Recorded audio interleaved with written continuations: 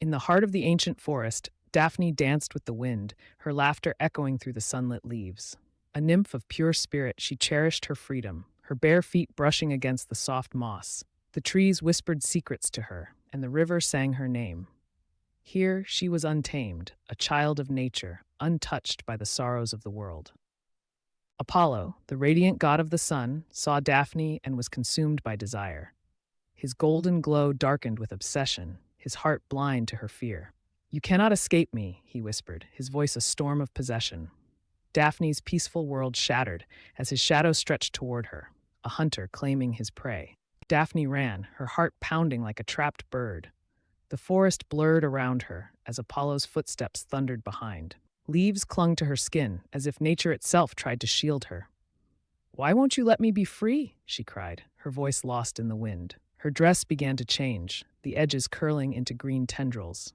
Collapsing at the riverbank, Daphne stretched her hands toward the water. "Father, save me," she begged, her voice breaking. The river god heard her plea, and as Apollo's fingers brushed her shoulder, her skin hardened, her fingers lengthened. Bark crept up her arms. "No!" Apollo gasped, but it was too late. The change was swift and merciless.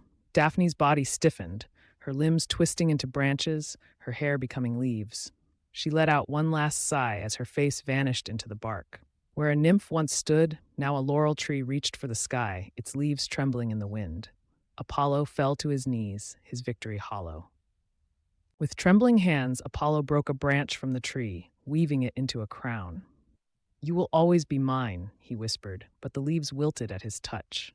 Tears, Daphne's tears, glistened on the bark, a silent rebuke. His love had destroyed what he sought to possess.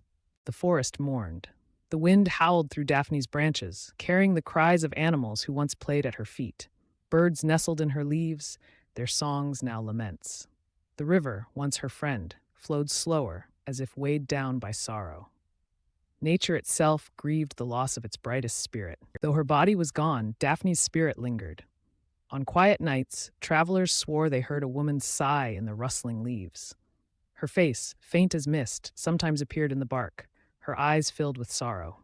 She was neither free nor truly gone, a ghost of the forest she once loved.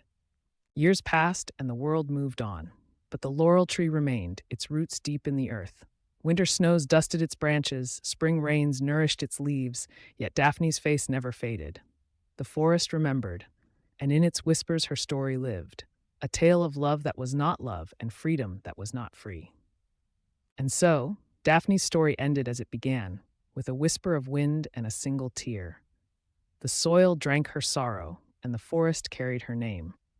She had escaped Apollo, but at what cost? The laurel tree stood, a monument to a freedom that was also a prison. Its leaves trembled with the memory of a nymph who chose to vanish rather than surrender.